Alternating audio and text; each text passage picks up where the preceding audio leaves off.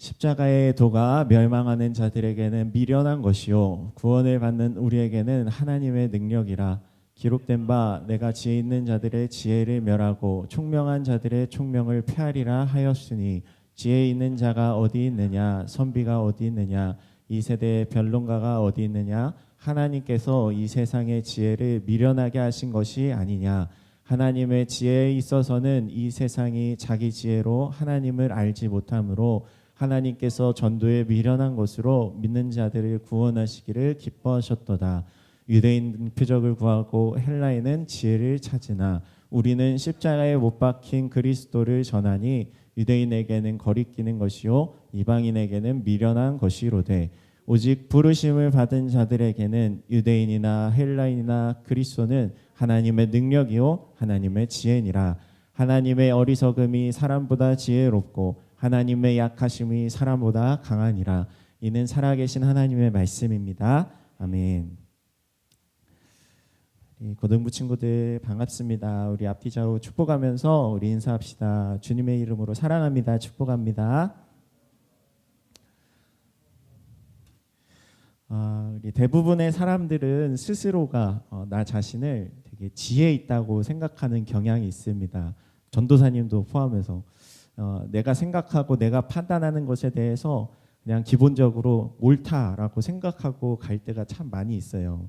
그래서 어떤 사건들이 우리 주변에서 발생했을 때 그것을 바라보면서 우리는 생각하는 거죠. 저 사건은 저런 이유로 그런 이유로 발생했을 거야. 또 어떤 친구의 어떤 행동을 바라보면서 쟤는 저게 문제야. 쟤는 어떤 문제가 있어서 저런 행동들이 나타날 거야. 저 사람은 저런 성격이 있기 때문에 저런 일을 겪은 거야. 인터넷에 어떤 정치인들이나 어떤 사건 사고들이 이제 기사로 올라오면은 무슨 문제를 일으켰다, 어떤 사고를 쳤다, 누가 칼부림을 일으켰다, 그러면 댓글들이 엄청나게 달리잖아요. 이 사회에서 이런 것 저런 거를 바꿔야 된다, 정치인들 교체해야 된다, 사회법을 바꿔야 된다.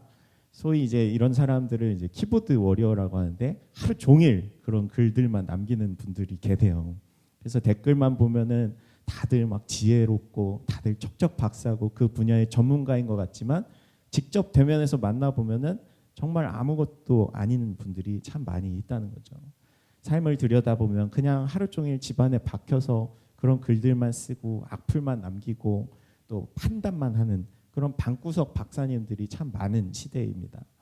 우리 친구들도 그러지 않나요? 혹시 축구 경기를 이렇게 보면서, 손흥민 경기를 이렇게 보면서, 또 야구 경기를 보면서 저 선수는 저렇게 해야 되는데 저렇게 해야 되는데, 그런데 정작 우리들은 손흥민보다 축구 잘하는 사람은 한 명도 없잖아요. 또 우리가 학교 생활하면서 교회에서도 또 친구들과 대화하면서도 어떤 일을 하면서 판단하고 결정하는데, 이게 우리들의 어떤 적정 수준에서 우리가 하면 좋지만 그게 수위를 넘어가게 되면은 그게 문제가 된다는 거죠. 다툼으로, 분쟁으로, 또 여러 가지 문제들로 발생하게 되는 것을 우리가 볼 수 있습니다. 나의 생각과 저 친구의 생각이 다를 수도 있는데 그것을 인정하지 않고 내가 옳다고만 계속해서 고집하고 내가 맞다고 하는 그 주장을 굽히지 않게 된다면 그것이 곧 분열의 원인이 되고 다툼의 원인이 되곤 합니다. 우리 지난주부터 바울의 서신서 말씀을 함께 나누고 있었는데요. 지난주 갈라디아 교회의 베드로를 통해서 시작된 그 갈등의 문제들을 바울이 바라보면서 우리가 십자가로 하나 되어야 된다, 우리가 십자가의 은혜를 입은 존재들이다라는 것을 기억해야 함을 이야기했습니다. 그래서 유대인 출신의 그리스도인들과 이방인 출신의 그리스도인이 함께 식사하지 않으려 했던 유대인의 전통 때문에 그 문제가 발생하자 하나 되지 못했던 점을 지적하면서 십자가로 우리가 하나 되어야 합니다라고 이야기했는데요.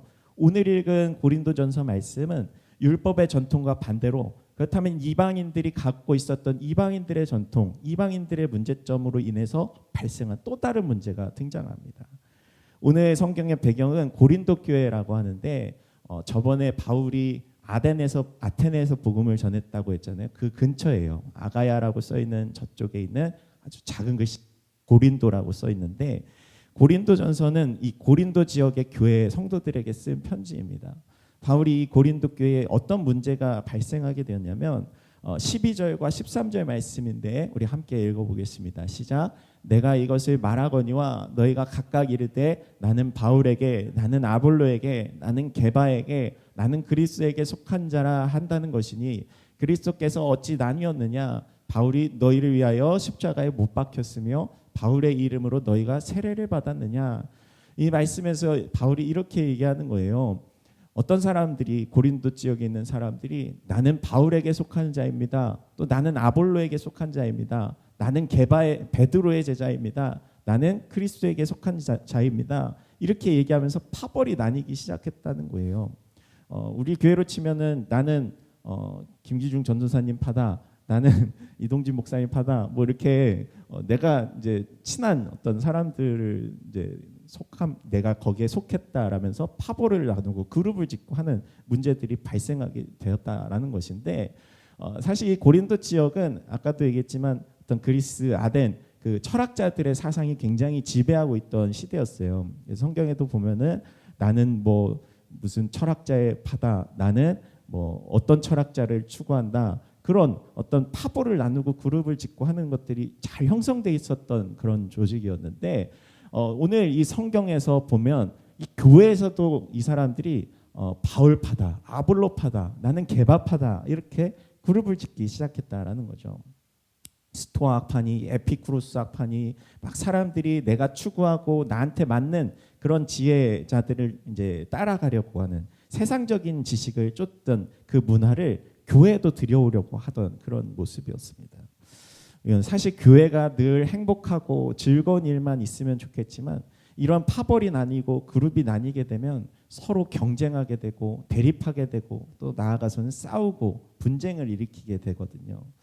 그런데 우리가 이해해야 하는 것은 이런 문제들이 교회라고 하면 하나님의 교회인데 왜 어떻게 이렇게 문제가 발생할 수 있는가 이렇게 생각할 수 있지만 어쩔 수 없어요. 병원에는 환자가 가득하고 또 교회에는 영적인 환자, 죄인들이라고 표현하잖아요. 죄인들의 공동체이기 때문에 이런 문제들이 발생하는 것은 굉장히 당연한 얘기예요.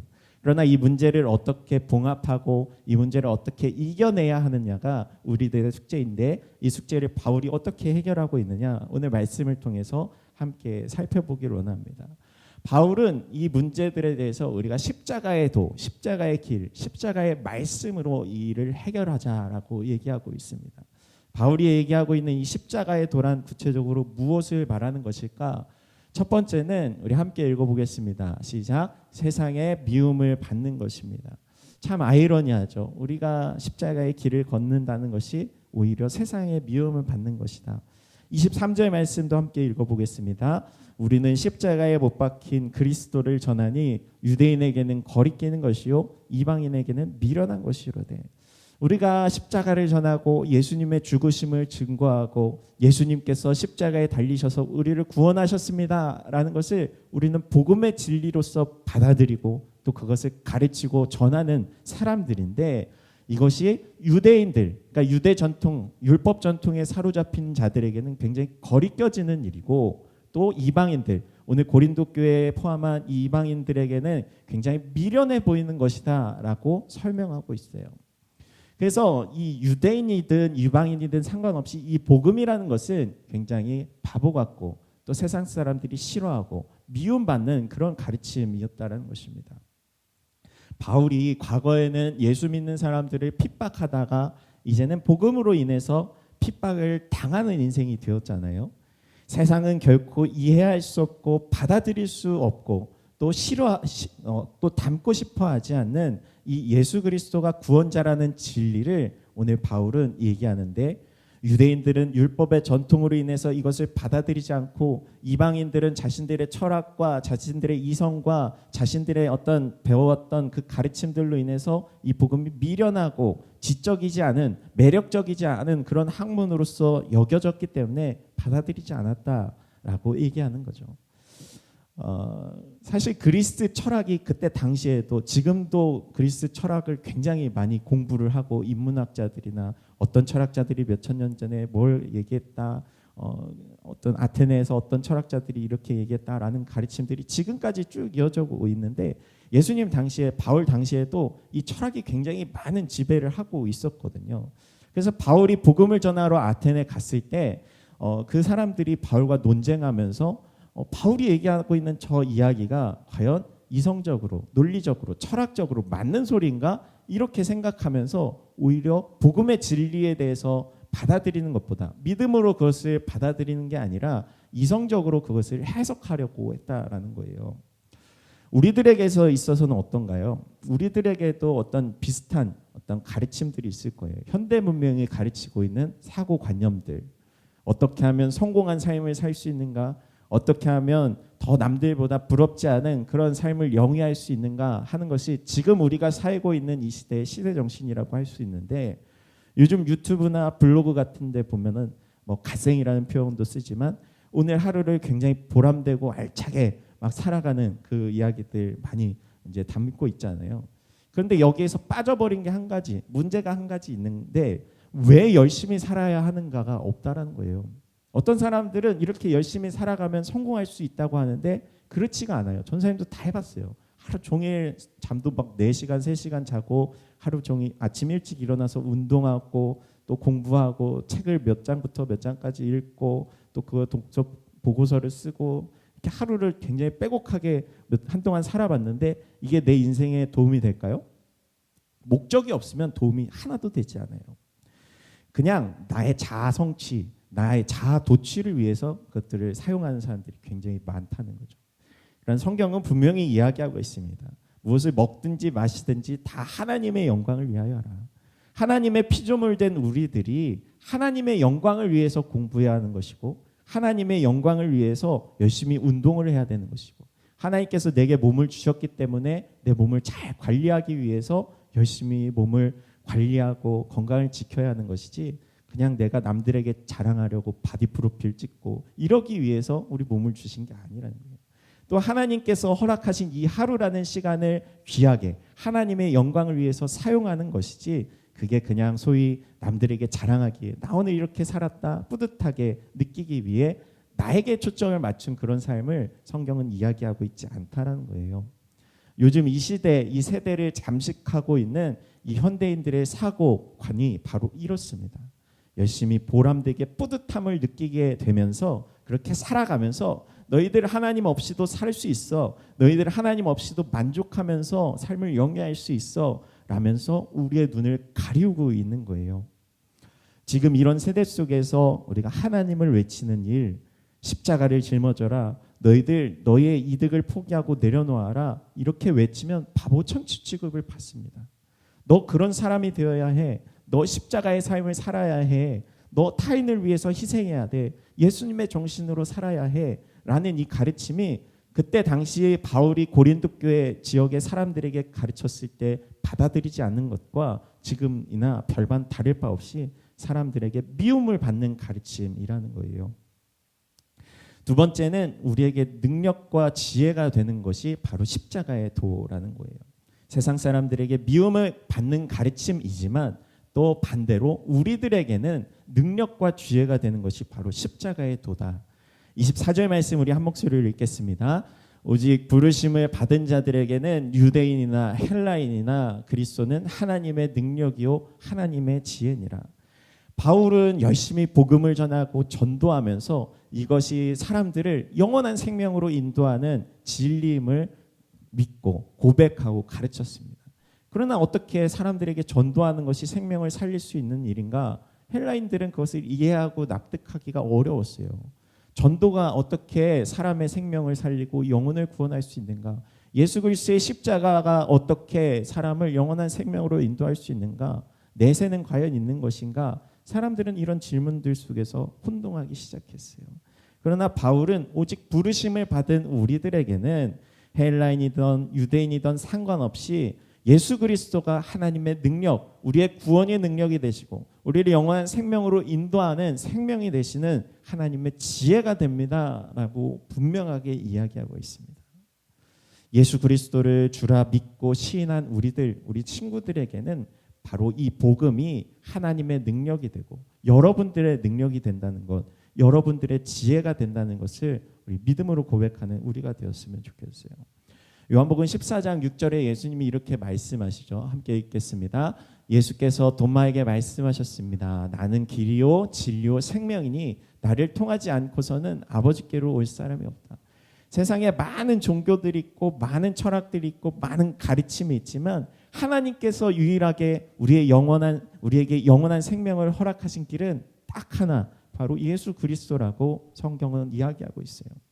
예수님께서 내가 길이고 내가 진리고 내가 생명이기 때문에 나 말고는 아버지께로 올 자가 없습니다. 이렇게 얘기하잖아요.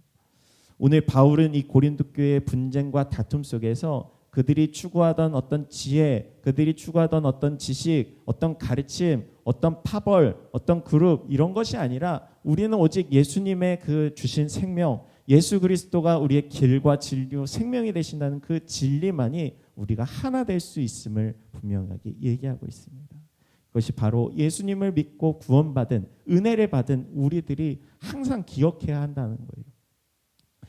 때로는 우리가 삶을 살아가면서 교회 안에서 어떤 공동체 안에서 학교에서 분쟁이나 다툼이 발생했을 때 우리가 이 십자가의 은혜를 입은 자라는 사실을 기억해낸다면 그 분쟁은 쉽게 끝나요. 왜냐하면 내가 포기하고 내가 낮아지고 내가 먼저 사과하고 내가 잘못했다. 그러나 하나님께서 우리를 사랑하신다는 그 사랑으로 그 사람들을 바라보게 될 때 우리는 다투지 않을 수 있고 그 다툼 속에서 빨리 그것을 끝낼 수 있는 능력이 되거든요.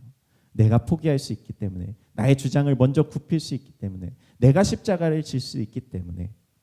이것이 두 번째, 우리 십자가의 하나님의 능력, 하나님의 지혜가 된다는 것입니다. 마지막 세 번째는 이 십자가의 능력, 곧 하나님을 의지하는 사람이 반드시 승리한다는 그 사실입니다. 25절 말씀 함께 읽겠습니다. 시작. 하나님의 어리석음이 하나님의 약하심이 사람보다 강하니라. 우리는 하나님의 지혜를 의지하는 인생이 되어야 해요.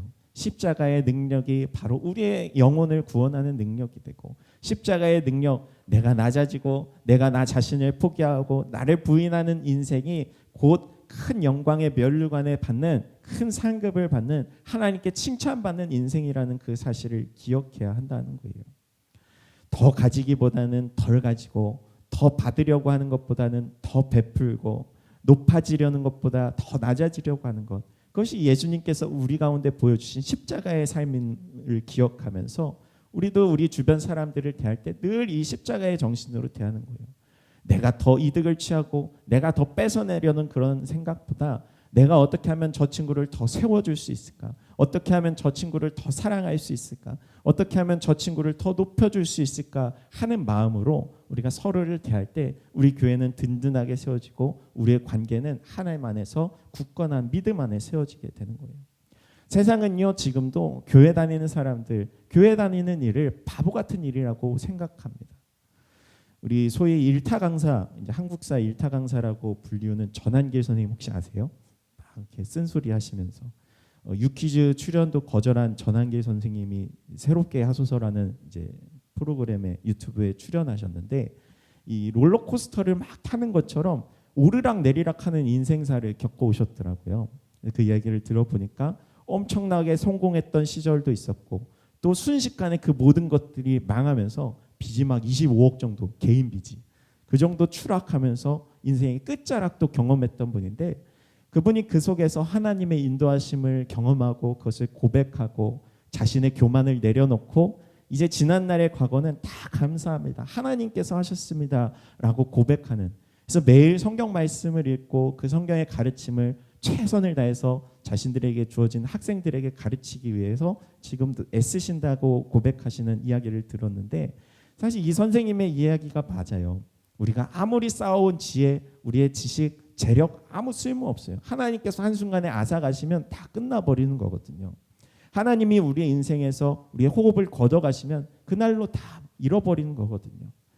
그거 우리 하나님의 주권이라고 하잖아요. 하나님께서 내 인생의 주관자가 되시고 하나님께서 만물의 통치자가 되신다는 그 사실을 우리가 인정하며 살아가는 것이 바로 지혜로운 자의 삶인 거예요. 반면 어리석은 사람의 삶은 어떠한가요? 승승장구하면서 달려갑니다. 끊임없이 올라가면서 내 인생의 주인이 마치 나인 마냥 살아갑니다.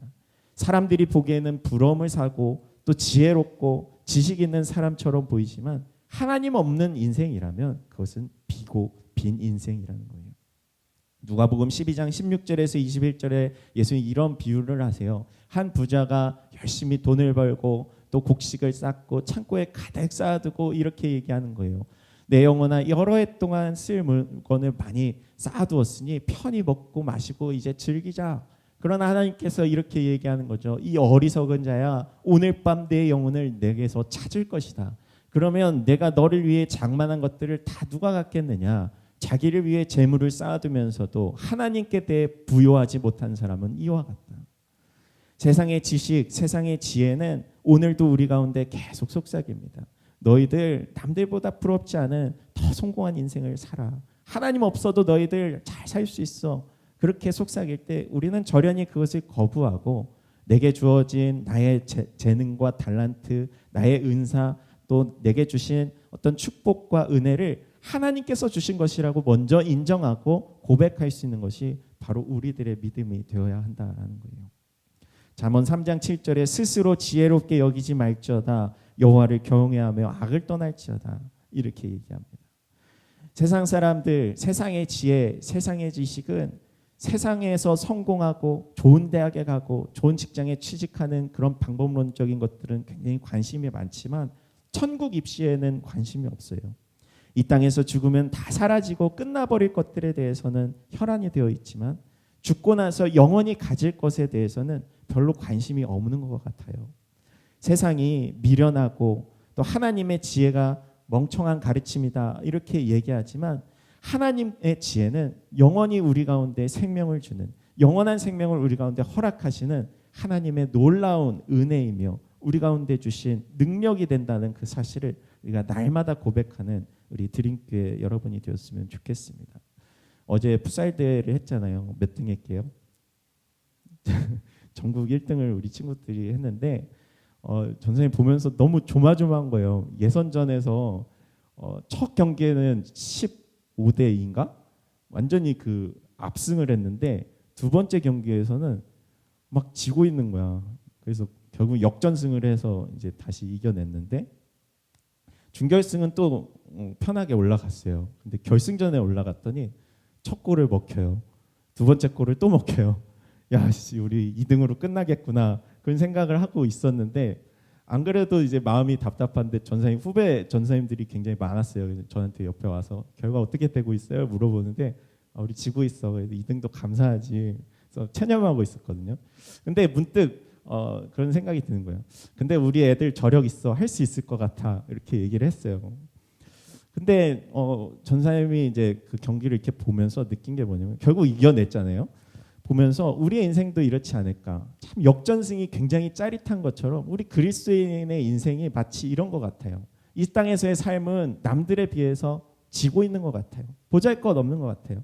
그러나 마침내는 하나님께서 승리하게 하시고 일으켜 주시고 우리를 인도해 주실 거라는, 우리의 마침내 천국문의 앞에 다다랐을 때 하나님께서 잘하였도다 칭찬하며 충성된 종아 칭찬하는 그런 인생들, 그것이 바로 이 땅에서 우리 그리스도인들이 살아가는 방식이라는 거예요.